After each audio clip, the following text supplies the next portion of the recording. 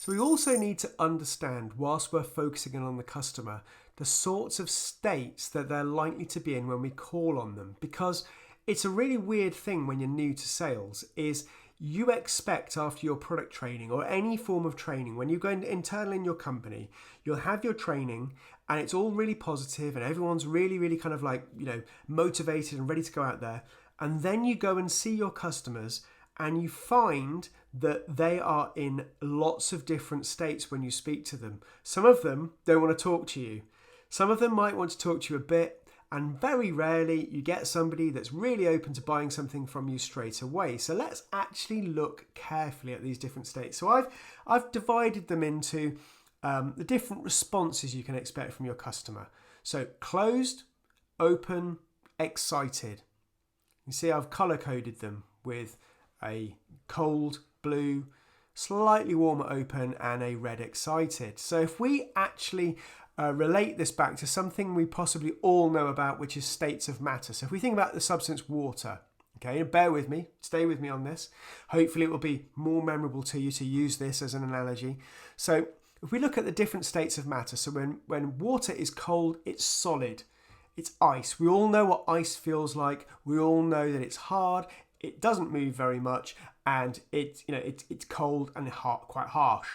Then liquid, which is what we find the majority of water in. So in our fairly temperate climate here on Earth, most of the time when we experience the compound H2O, we find that it's in a liquid state, so it's kind of watery. And then finally we heat it up. You see there on the bottom there, the cool hot scale that we have on there.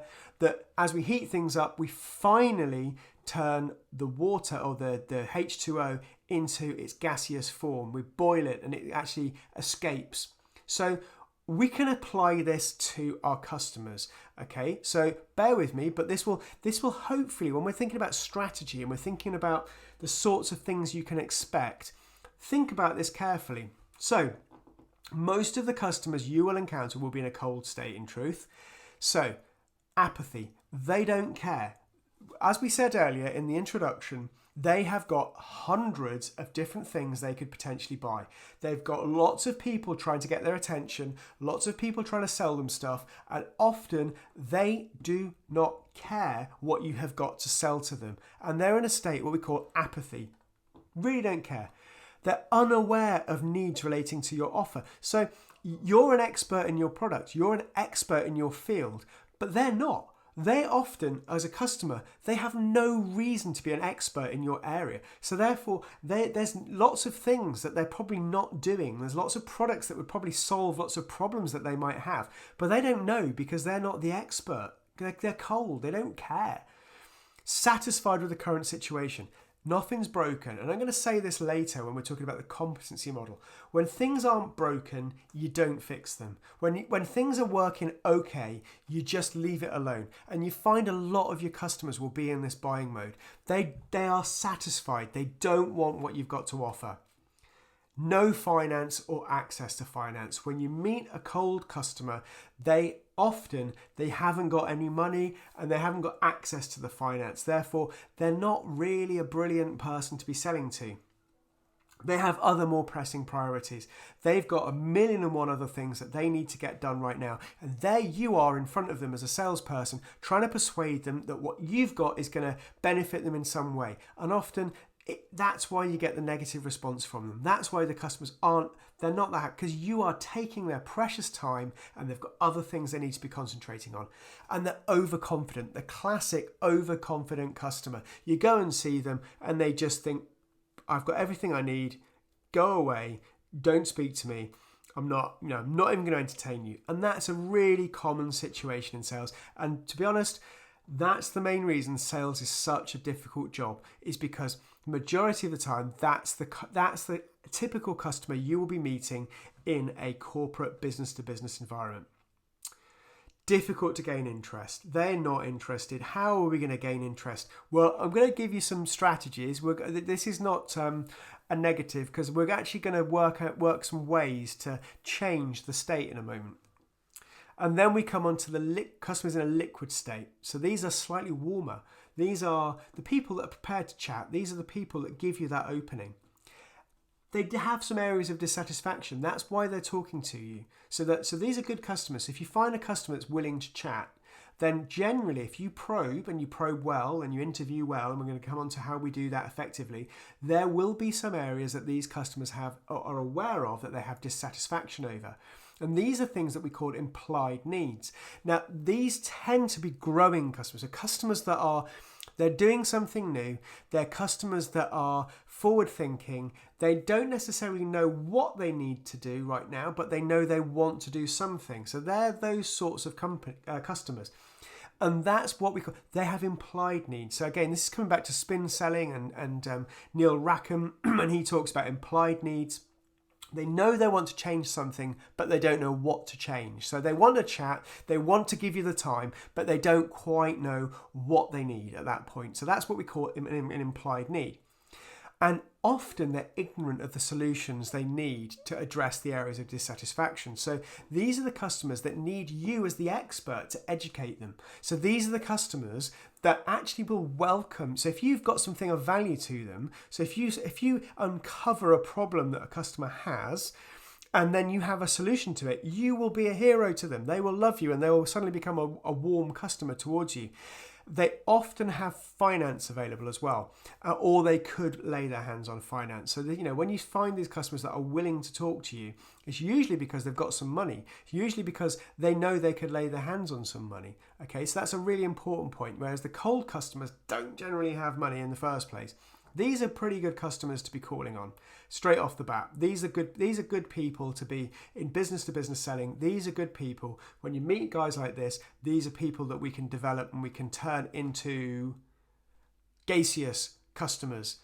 What a terrible term, but I couldn't think of anything different. We don't really want to go into the full ramifications of a gaseous customer. But anyway, they're hot. They've had enough energy put into that system so that now these guys have an urgent need. They know what they want and they need it urgently. They have an explicit need, hence the point. They know what they want. They need it urgently. Please give me a solution.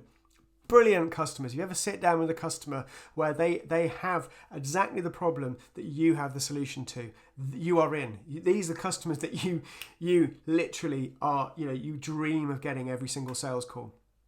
They have immediate finance available. They have a need that's so urgent, and the explicit need. They understand the emotions there. The chimp is excited. They will make sure the finance is available. They will find a way. They will have the finance. It's their number one priority. They want to get this solved. They want to get this fixed. They want to get on with it. Absolutely brilliant customer.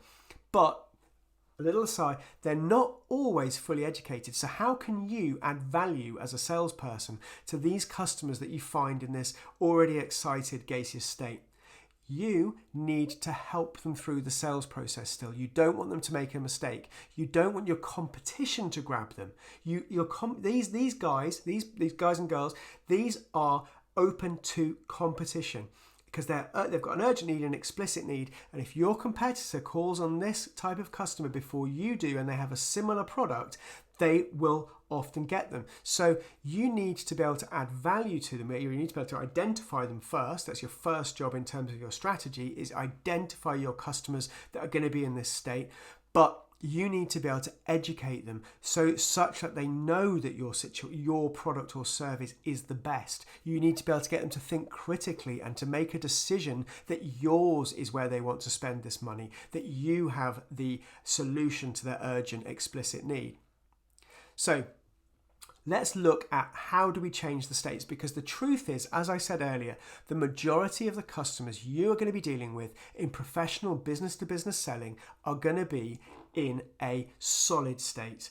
They are going to be a pain to deal with, I'm afraid, is the truth. That's the cold calling. This is why we call it cold calling. These are people that don't want to budge, okay? And to turn them into the liquid and then turn them into the gas, what do we need to do? We need to add energy into this system. In terms of a liquid, what do? We heat it up. We use fire, we use other sources of heat. We heat them up, we get them moving, we get the molecules moving to change the state. So what do we have? We have marketing. So first and foremost, one of the major functions of marketing that we have is that they need to be putting energy into a market, educating from afar and warming those customers up. So us as the salespeople, when we're dealing with them, they're already moving. So we're reducing the number of customers we find that are in a completely solid state. So we use marketing as an energy, and obviously that costs money. Marketing costs money. Marketing's expensive. And then we have sales as our other energy source, which is we are the people that are closing those deals. So ideally what we want to be doing as salespeople is selling to customers that are already moving, already in a liquid and a gaseous state, and so that we can make the best of our time. However, we are going to be dealing with customers that are in a solid state. Marketing won't always reach those customers, so we need to have some strategies around how we can excite those customers as well. So again, what are our main levers to change a state? So we go in front of that customer in that solid state. What can we do? We just covered them. Urgency. You make the situation urgent. So scarcity. You make something far more valuable by making it scarce. Fear of missing out. FOMO. We can use all of these levers. Now, it won't always work. And like I say, the best use of your time is on customers. And this is your strategic plan. The best customers you can be spending your time with are those in a gaseous or a liquid state. You want to be dealing with customers that are already warmed up as a salesperson, and your marketing activities should be warming them up. Your marketing activities should be educating them at the front end, so that by the time you're seeing them, they're already in a receptive state. Because otherwise, when you're seeing them for the first time, you have to be really, really skilled to change someone who's in a solid state into the others. It can be really time consuming, it can be a waste of your time. However, you will find you will have to do that in a sales job.